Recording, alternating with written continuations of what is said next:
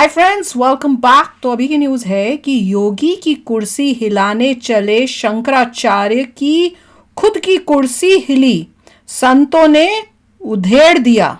देखे तो सही क्या किया भैया, ऐसी क्या बात बोली है योगी जी के बारे में।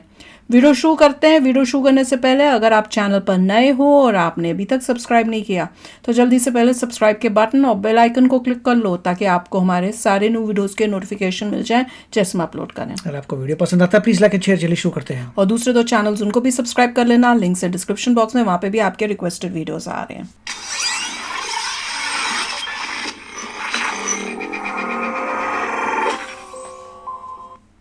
योगी की कुर्सी छीनने चले थे अविमुक्तेश्वरानंद, लेकिन ये संतों ने अविमुक्तेश्वरानंद की हिला डाली कुर्सी।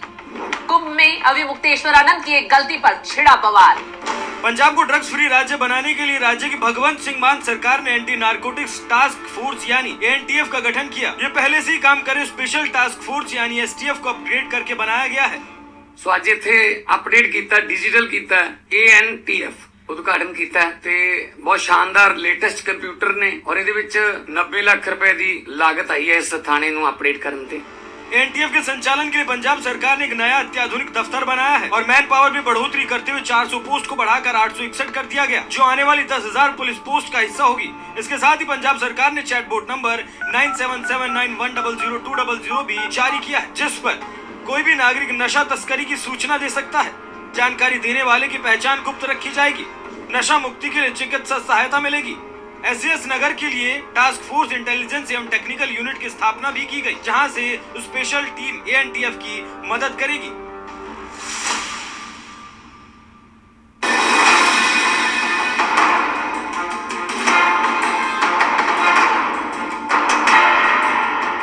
नमस्कार, आप देख रहे हैं एनएमएफ न्यूज में आपके साथ शबनम। 26 जनवरी की रात महाकुंभ में जो कुछ हुआ उसने पूरे देश को दहला दिया।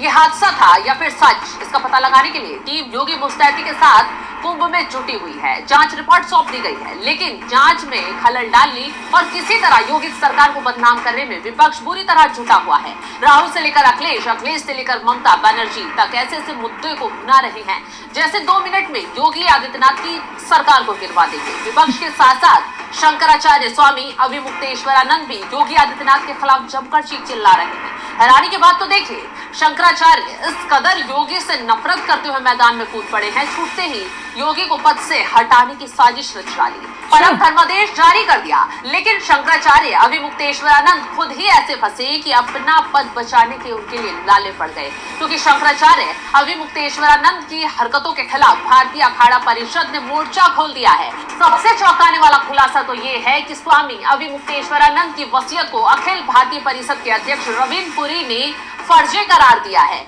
इसके साथ ही साथ कुंभ की व्यवस्थाओं की तारीफ भी की है और खुलासा करते हुए, तंज कसते हुए कहा, स्वामी अविमुक्तेश्वरानंद का शंकराचार्य पद पर हुआ पट्टाभिषेक गलत है, इसकी उच्च स्तरीय जांच होनी चाहिए। सीएम योगी सनातन धर्म की रक्षा और संतों के सेवा के पर्याय बन गए हैं। महाकुंभ हादसा एक महज संयोग था। इसे लेकर सीएम के इस्तीफे का परमादेश स्वामी अविमुक्तेश्वरानंद कैसे जारी कर सकते हैं? अविमुक्तेश्वरानंद ने अपने गुरु की फर्जी वसीयत के आधार पर खुद को शंकराचार्य घोषित किया है। गुरु की समाधि से पहले ही उन्होंने अपना पट्टाभिषेक करा लिया था, जो विधि समस्त नहीं है। इसकी जांच कराई जानी चाहिए। सभी 13 अखाड़ों के पदाधिकारी और शीर्ष संत सीएम योगी के साथ हैं।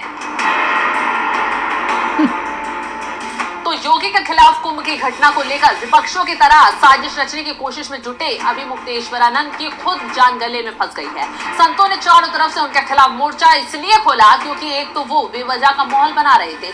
जब सरकार युद्ध स्तर पर श्रद्धालुओं की मदद करने में जुटी हुई है, अधिकारी भगदड़ की जांच पड़ताल कर रहे हैं। साधु संतों को भगदड़ की सूचना पहले मिल चुकी थी, लेकिन 2 दिन बाद अविमुक्तेश्वरानंद को याद आया कि मैदान में आकर योगी सरकार को निशाना बनाना है। अविमुक्तेश्वरानंद को वैसे भी कांग्रेसी विचारधारा वाला कहा जाता है, क्योंकि समय समय पर वो मोदी हो या योगी सरकार उन्हें कोसने का कोई मौका नहीं छोड़ते हैं। अब तो कुंभ की घटनाओं पर कैसे योगी सरकार को छोड़ देते, आओ देखा ना ताओ। पहले मीडिया के सामने आकर योगी सरकार पर जमकर बरसे, सीएम योगी पर गंभीर आरोप लगाए और उसके बाद बीजेपी से कहा कि उन्हें हटाया जाए, किसी और को मुख्यमंत्री बनाया जाए। इसके लिए धर्मादेश जारी कर दिया। चिल्ला चिल्लाकर आरोप लगाते हुए कहते नजर आए, ये लोग काबिल नहीं हैं, इन्होंने जनता को सही जानकारी नहीं दी, संत समाज के साथ धोखा किया। जब इतनी बड़ी घटना हो गई तब वे क्यों छुपा रहे थे? इस बात की पीड़ा बहुत ज्यादा है। हमें मृतक आत्माओं की शांति के लिए उपवास रखने का भी मौका नहीं दिया। प्रधानमंत्री नरेंद्र मोदी, गृह मंत्री अमित शाह और राष्ट्रीय अध्यक्ष जेपी नड्डा को चाहिए तत्कालीन उनको हटाकर किसी समक्ष व्यक्ति को मुख्यमंत्री बनाए। अभी भी यहाँ करोड़ों लोग आने वाले हैं, वे भीड़ नहीं संभालेंगे बल्कि लीपापोती करेंगे। कुंभ में अब साधु संतों ने अभिमुक्तेश्वरानंद के खिलाफ मोर्चा खोल दिया है, उनके पद की जांच की मांग उठा डाली है। तो ये कहना गलत नहीं होगा कि जो शंकराचार्य योगी की कुर्सी को हिलाने के लिए माहौल बना रहे थे, जमकर चिल्ला रहे थे, उनकी खुद की कुर्सी अब खतरे में पड़ती दिखाई दे रही है। चलिए अब जाते जाते अखिल भारतीय परिषद के अध्यक्ष रविंद्र पुरी का बयान सुनवाते हैं, जिसमें उन्होंने कुंभ में मची भगदड़ पर खुलासा किया, प्रशासन को लेकर क्या कुछ कहा। आपने देखा होगा हमारा महाकुंभ दिव्य और भव्य बनाने का प्रयास हुआ था और सरकार की पूरी मंशा थी हमारा महाकुंभ दिव्य हो, भव्य हो। और हमारे माननीय मुख्यमंत्री जी ने पूरे प्रयास किए, मेरा प्रशासन ने पूरे प्रयास किए, परंतु अचानक एक घटना घट जाती है, ऐसी दुर्घटना जिसमें पूरी शोक की लहर छा जाती है। हम भी दुखी हुए, हमें भी पीड़ा हुई।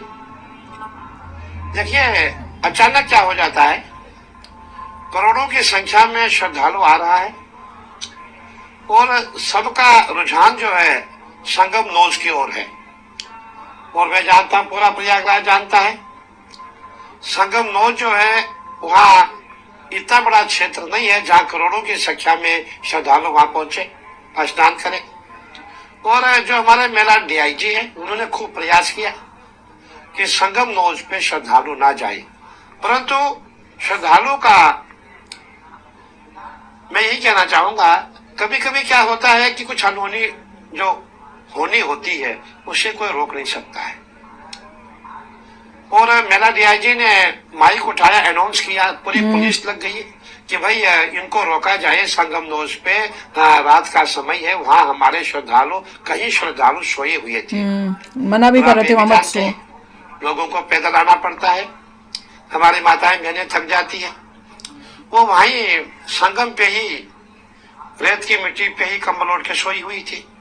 यहाँ से भीड़ आती है, भीड़ के आते ही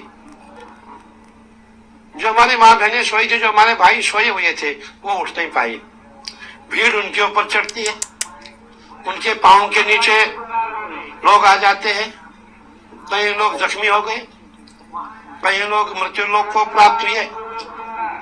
अब लेकिन तब भी पुलिस ने बहुत अच्छा काम किया, तुरंत उन्होंने भीड़ को रोका, तुरंत पूरी बैरिकेडिंग बंद की, क्योंकि उस समय लोगों ने बैरिकेडिंग भी तोड़ दी थी। अब जब बैरिकेडिंग तोड़ के लोग जा रहे हैं, अगर उस समय में पुलिस डंडा चलाती, वो भी अच्छा मैसेज नहीं था, तब भी भगदड़ बचती। इसीलिए पुलिस ने यही चाहा कि भीड़ को बिना डंडे के पीछे किया जाए, परंतु तो जहाँ करोड़ों की संख्या में भीड़ है वहाँ पुलिस कंट्रोल कैसे करती?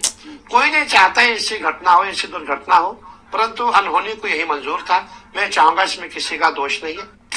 ये शॉकिंग ये है कि ये आचार्य ये पॉलिटिक्स में क्यों घुसते रहते हैं? उनका काम है भगवान का नाम जपो।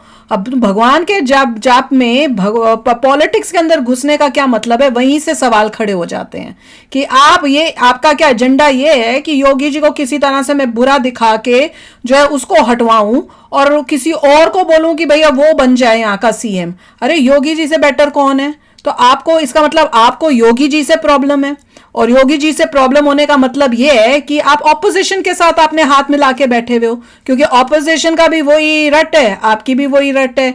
ऑपोजिशन तो पूरा फायदा उठा रही है, किसी को वो दुख नहीं है कि देखो ये दुर्घटना जो हुई है कितनी गलत हुई है, उसका क्या सोल्यूशन ढूंढे ताकि ये बेटर हो सके। वो सब उस पर बातचीत करने की जगह इसको हटो, योगी जी के पीछे पड़ जाओ, योगी जी हटाओ, उनको हटाना है। उन्होंने अपनी तरफ से बेस्ट टू बेस्ट जो है उन्होंने सेटअप किया हुआ था, सब किया हुआ था। अब इन्वेस्टिगेशन तो ये होनी चाहिए, क्योंकि अब शक ये हो रहा है कि भाई ये हो सकता है कि ये सोची समझी किसी की साजिश हो, कि एक ऐसा ग्रुप लड़कों का भेज दिया, जो सुनने में आ रहा है कि वो जो है भीड़ को उस टाइप से करे जिसकी वजह से भीड़ भागना शुरू कर दे, और उन्होंने वो काम किया होगा। और उसकी वजह से भीड़ जो है, जो वैसे सबको पता है कि कितनी जनता आती है पॉलिटिकल गेन करने के लिए, ऑपोजिशन में से किसी ने ये भेजा है। और देख तो रहे हैं हम कि पॉलिटिक्स इतनी गंदी है, लोग इतने गंदे पॉलिटिशियंस हैं कई, कि उनके लिए किसी इंसान की कीमत की कोई वैल्यू नहीं है। तो उन्होंने ये पॉलिटिक्स खेली होगी, और उस पॉलिटिक्स में उन्होंने कि भैया इससे हम सीएम योगी के ऊपर उंगली उठा सकेंगे, बीजेपी पे उंगली उठा सकेंगे, ये भी तो एक गेम हो सकती है। हर एंगल को देखना चाहिए। पर सबसे कमाल की और घटिया बात यह है कि भगवान का नाम लेने की जगह आप पॉलिटिक्स में घुस के, और इन्होंने कई बार इनकी आई है जिसमें सुना है हमने, एक दो बारी पहले भी मैंने सुना है कि ये एंटी बीजेपी मोदी जी बोलते हैं। साधु संत पॉलिटिक्स में नहीं जाते, उनका तो कोई लेना ही है ही नहीं, वो तो हो ही नहीं है, फिर वो तो साफ पता चलता। और बोलते रहे कि जिस तरह से खुद बने कुर्सी ली, वो उसके पे भी सवाल उठ रहे हैं। तो करना चाहिए इन्वेस्टिगेशन, और कुछ गलत है तो इनकी कुर्सी जाए, ताकि आगे से लोगों को ये पता चले कि जब हम किसी के ऊपर उंगली उठाएंगे तो बाकी जो उंगलियां हमारे ऊपर उठेंगे और हमारी कुर्सी जाएगी। देखिए जो अरेंजमेंट होगा वो तो ऑब्वियसली अगली बार और बेटर हो जाएगा। वो तो होना चाहिए, चला जाएगा तो और सोचेंगे। मगर अगर लोग ज्यादा ये सब चीजें गड़बड़े करेंगे तो उनपे रिस्ट्रिक्शन ज्यादा आएंगे, बोल देंगे रात को अलाउड नहीं है उस पे जाना, सुबह तो बहुत कुछ रिस्ट्रिक्शंस आ सकती है, लोगों को तकलीफ होगी। पुलिस जैसे उनको बोल रही थी कि आप सो मत, वो स्ट्रिक्ट एक्शन ले सकती है, सोने की जगह उठा के उनको बोले निकलो यहाँ से, तो और भी तो स्ट्रिक्ट हो सकता है। अपने लिए चेंजेस कर सकते हैं कि बोलेंगे कि इस एरिया तक मतलब आप चल के आ सकते हैं, रेस्ट कर सकते हैं, मतलब रेस्टिंग एरिया पास बना दीजिए कि यहाँ सभी लोग रेस्ट करेंगे, और उससे आप कहेंगे कि बस थोड़ा सा जाना आगे, आधा किलोमीटर के बाद आ जाएगा। अभी लोग थक रहे हैं क्योंकि बहुत दूर से आ रहे हैं, तो हो सकता है उनको बीच में रेस्टिंग एरिया बनाने पड़ेंगे कि जिससे चलने का बहुत कम हो जाए लोगों के लिए, कि आप चले आधा किलोमीटर चले पहुंच गए। बिल्कुल they will do it better. मगर नहीं, वो तो बेटर इसमें बड़ी मतलब जो सरप्राइजिंग बात थी कि साधु संत लोग इन चीजों में फंसे हुए हैं। बहुत ही अजीब ही बात है। खुद ही राजस्व में तो क्या करेंगे लोग, तो क्या वो लोगों को क्या सिखाएंगे? तुम भी राजस्व में, पूरी जनता भी राजस्व में, तो बात क्या हुई? सच्ची में वेरी शॉकिंग। तो चलो यार, आप भी शेयर करना अपने थॉट्स। चलते हैं, मिलेंगे नेक्स्ट वीडियो में बहुत ही जल्द। Till then take care and bye bye. तो अगर आप मेरे इस चैनल पे नए हो तो जल्दी से सब्सक्राइब के बटन को हिट करो और बेल आइकन को क्लिक करो, ताकि आपको मेरा जब नया वीडियो मैं लगाऊं आपको उसके बारे में जल्दी से पता चल जाए।